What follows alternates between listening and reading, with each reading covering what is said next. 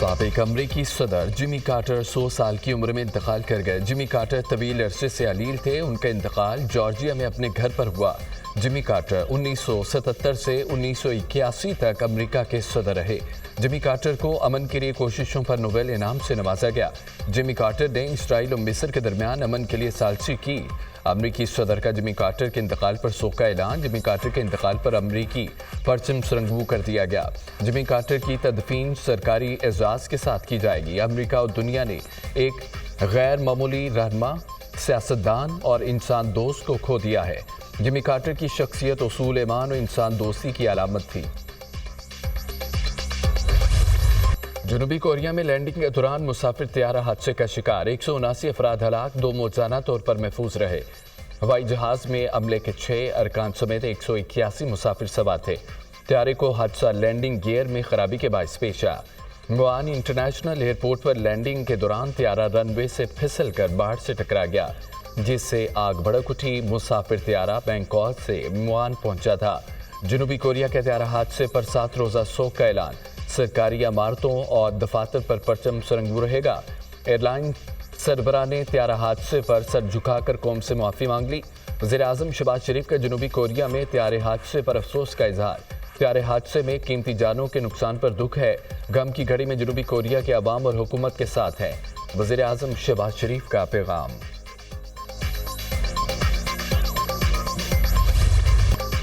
मदारिस की रजिस्ट्रेशन का बिल कानून बन गया। सदर आसिफ अली जरदारी ने सोसाइटीज़ रजिस्ट्रेशन एक्ट 2024 पर दस्तखत कर दिए। कौमी असम्बली ने societies registration act gazette notification जारी कर दिया।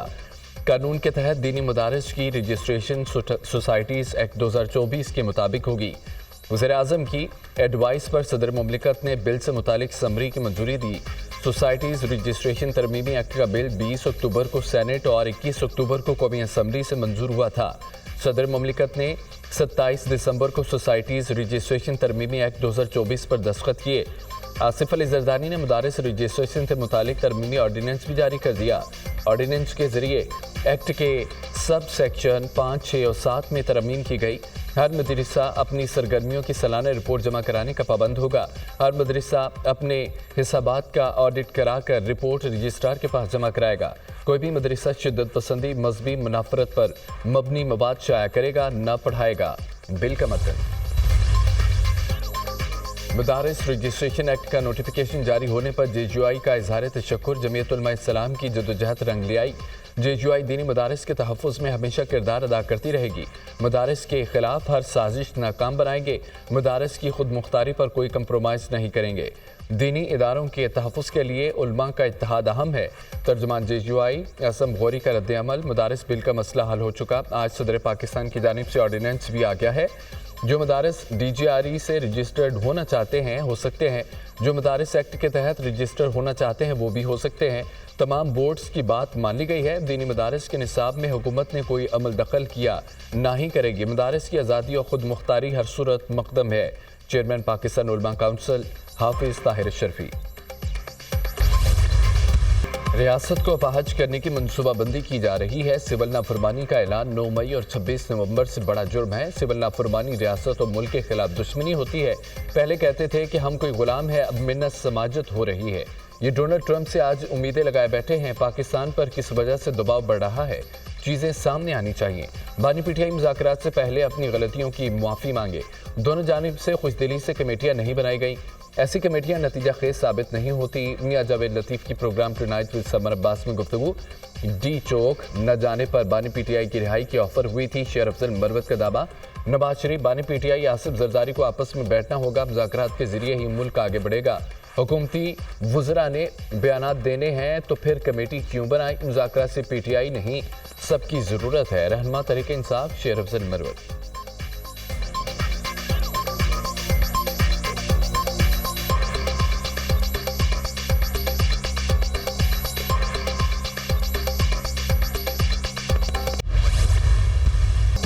मईशत का पहिया चलना शुरू हो गया। कोशिश है शरह सूद को सिंगल डिजिट में ले आएं। महंगाई में नुमाया कमी आ रही है। बजट की तैयारी में तजावीज़ के लिए तमाम स्टेक होल्डर्स के पास जाएंगे। मईशत के लिए सबको एक पेज पर आना पड़ेगा। मुस्बत पॉलिसिंग की वजह से मईशत बेहतर हुई। इख्तलाफात हो सकते हैं मगर मुल्क के लिए सब इकट्ठे हैं। खैरात से तालीमी इदारे और अस्पताल तो चल सकते हैं, मुल्क खैरात से नहीं टैक्स से चलते हैं। बैलेंस ऑफ पेमेंट का मसला होने पर IMF के पास भागते हैं। वज़ीर ख़जाना मोहम्मद औरंगज़ेब की किसानों और दीगर स्टेक होल्डर से गुफ्तगू।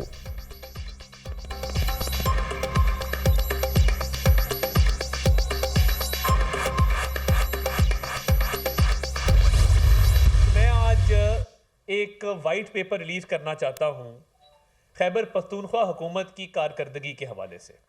तो जो फाइनेंशियल इरेगुलरिटी है खैबर पख्तूनख्वा की हुकूमत के अंदर, वो 152 अरब रुपए, जैसे DGPR का डिपार्टमेंट है, इंफॉर्मेशन डिपार्टमेंट है, वहाँ पे फर्जी कंपनीज हैं और तमाम तर पैसा सोशल मीडिया की तरफ डाइवर्ट किया जाता है वॉलंटियर्स को, जो आगे फिर इस्तेमाल होता है सोशल मीडिया की ट्रोलिंग के लिए और एंटी स्टेट एलिमेंट्स की कैंपेन के लिए।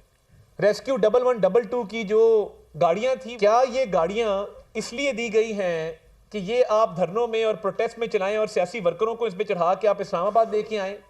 PTI हुकूमत ने करप्शन के सिवा कुछ नहीं किया। KP में करप्शन उरूज पर है। सूबे में मालियाती बदउनवानी और बेज़ाब्तगियों में इजाफा हुआ। अता तारड़ ने खैबर पख्तूनख्वा हुकूमत की कारकर्दगी पर वाइट पेपर जारी कर दिया। क्या सरकारी मशीनरी धरनों और एहतजाज में इस्तेमाल होने के लिए है? बातों और लश्कर कशी से आवाम का पेट नहीं भरता। खैबर पख्तूनख्वा हुकूमत के खजाने से करोड़ों रुपए सोशल मीडिया प्रोपेगेंडे के लिए दिए जा रहे हैं। जिस वक्त कुरम को सबसे ज्यादा तवज्जो की जरूरत थी, उस वक्त KP हुकूमत क्या कर रही थी? पंजाब में बुज़दार के जरिए बदला लिया गया, अब KP में अली अमीन गंडापुर के जरिए बदला लिया जा रहा है। वज़ीर इत्तलात अता तारड़ की न्यूज़ कॉन्फ्रेंस।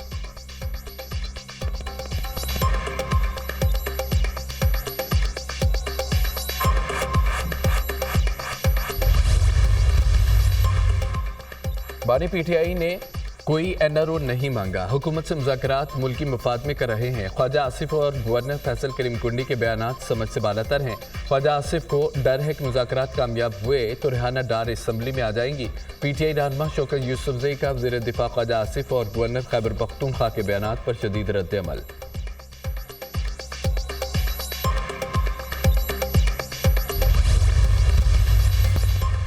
फ्रीकैन के दरमियान मुआहदे पर इत्तफाक राय हो गया। एक फरीक ने मुशावरत के लिए 2 दिन का वक्त मांगा है। मंगल को जिरगा दोबारा होगा। बंकर्स और असलाह का खात्मा यकीनी बनाया जाएगा। खैबर पख्तूनख्वा हुकूमत 1 सदी से जायद पुराने तनाज़े के मुस्तकिल और पायदार हल के लिए पुरअज़्म है। अद्वियात पहुँचाने समेत आवाम को फ़ज़ाई सर्विस भी फराहम की जा रही है। मुशीर इत्तलात KP बैरिस्टर सैफ का बयान। इमरान खान की आज़ादी के लिए अमेरिका ने बयान दिया, इस पर क्या तबसरा? अमेरिका जाके आज़ाद कराए, इधर तो जज आज़ाद करेंगे इमरान खान को। अगर उसने कोई कसूर नहीं किया होगा तो वो अपने इस पे इन्हिसार करने की बजाय अपने वकीलों से कहें, अगर केस है उनके पास तो उनको परेशानी नहीं होनी चाहिए, क्यों सिफारिश करानी चाहिए। बानी PTI को अमेरिका आकर आज़ाद करा ले। बानी की रिहाई के लिए अमरीकी बयान पर सहाफ़ी के सवाल पर मुराद अली शाह का जवाब। बानी PTI को जेल से अदालत ही आज़ाद कर सकती है।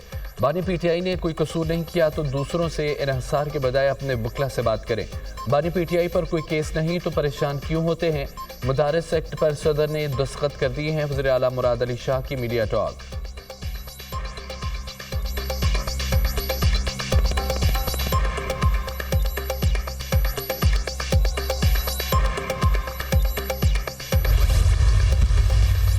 के जो मंसूबा साज हैं, जो मास्टरमाइंड हैं, जब तक वो मंतकी अंजाम तक नहीं पहुंचते तो ये जो सजाएं हुई हैं, इनको तो इनके ज़हनों को परगंदा किया, इनके ज़हनों को ख़राब किया। किस तरह?